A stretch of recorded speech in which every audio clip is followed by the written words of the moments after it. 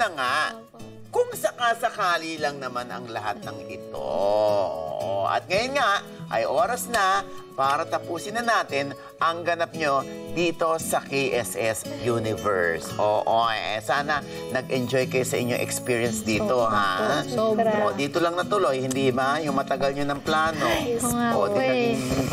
Nakatulong kami sa inyong pangarap. Pero ito na nga, bago natin tuluyang tapusin ang lahat, balikan po muna natin ang mga ratings na ibinigay ninyo sa inyong kakolab. Ready na ba kayong malaman kung paano nyo ni-rate ang isa't isa? Ay, nako, ito na. Para sa unang ganap, kung saan dumaan kayo sa isang vocal warm-up at nagsagot ng mga tanong tungkol sa isa't isa. Ang rating na ibinigay ni Sheena sa iyo, Angie, kung gaano ka kakilala ng kakolab mo, ay 5 stars.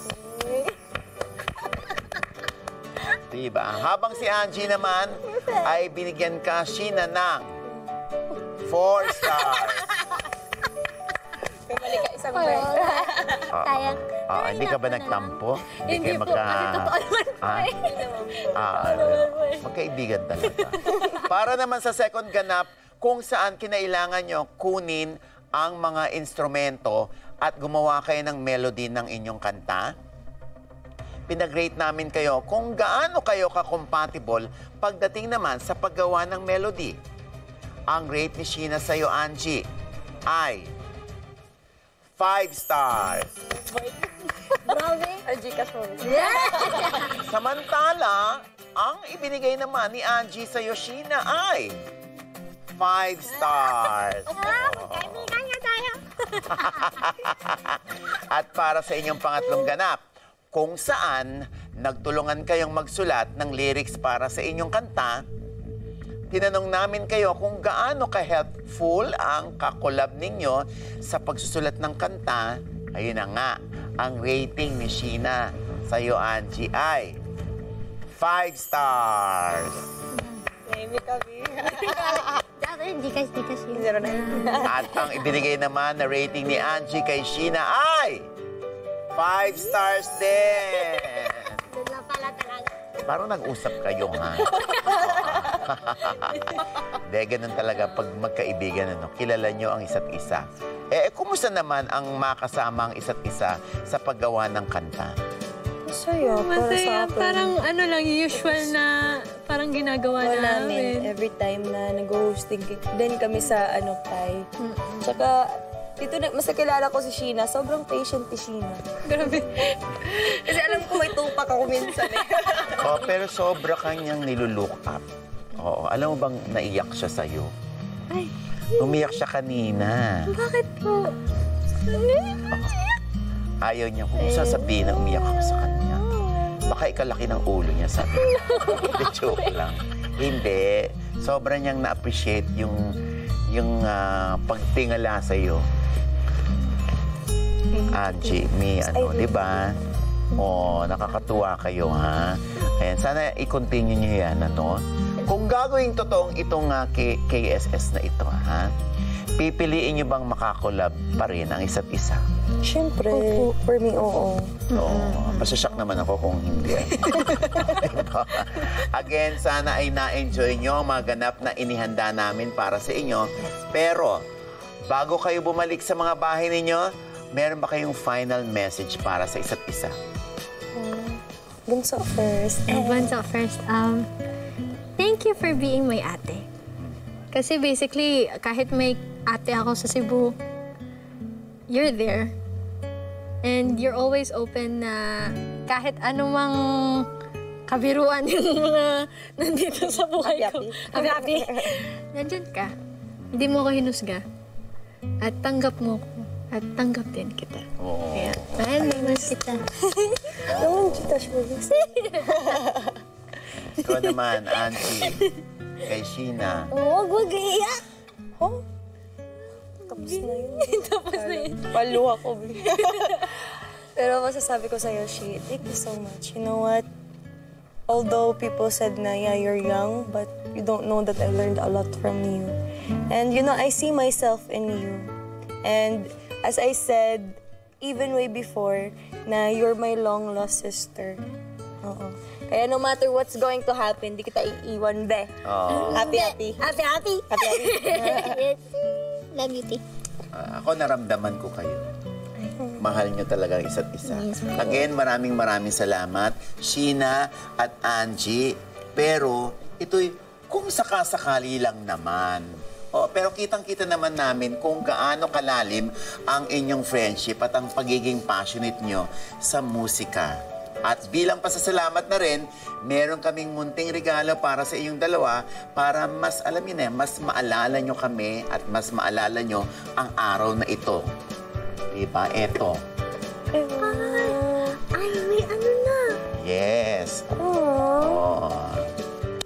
Ito ay para sa iyo. Thank you po. Ito naman ay sa iyo. Thank you po. Ayan. Pakibuksan muna yan. 1, 2, 3, go. Hala! May tining na tayo. Pero hindi naman halata. Hindi na malata, be. Diba? Thank you so much. Thank you so much. Thank you po so much. Oh, diba? O, huwag niyo isasanlayan. Mapapahiya kayo. Hindi, huwag niyo isasanlayan kasi syempre, yan ang imahe ng inyong guesting dito. At yan din ang magpapaalala na kayo ay higit yung nakilalang isa't isa dahil dito sa KSS, okay? Pero hindi pa tayo nagtatapos dyan. Nung umpisa ng show, di ba, binigyan ko kayo nito. O ngayon meron ng title. Kung ano yung kinumpose ninyo. Only If I. Oo, di ba? Napakaganda ng inyong song. O, i-ano nyo na, ipa-copyright nyo na yan. Ayan, ha? Oh. Diba? Angie and Sheena, Only If I. Ayan, maraming salamat sa inyong dalawa. Sheena, Angie, diba? Sana ay nag-enjoy kayo sa araw na ito. Yung takeaway ko for the whole experience is that, you know, to appreciate the people that are around you, or appreciate the important people na you know who makes you feel confident na tanggap ka kahit ano ka. Grabe, it makes me value friendship even more, and it's really different kasi na you know you have someone na you can trust, and you have someone na you can share then some of your problems, and you know you have someone na who makes you genuinely happy and makes you laugh. After everything mangyari, first of all, take the risk. Especially being vulnerable in making music.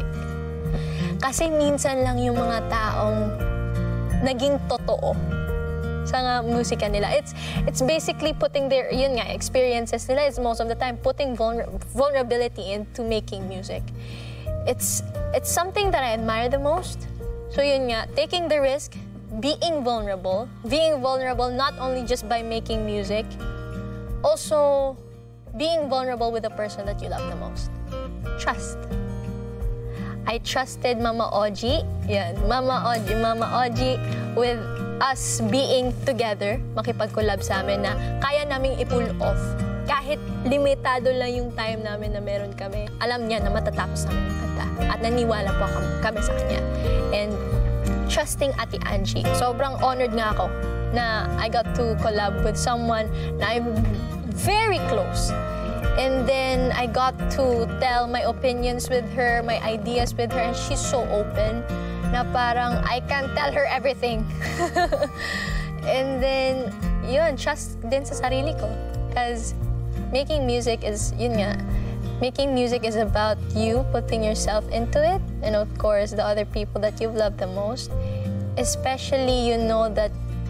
Especially that I know music is so beautiful, and it's a universal language for us to share our opinions and our stories. At syempre maraming salamat sa inyo ulit, ha?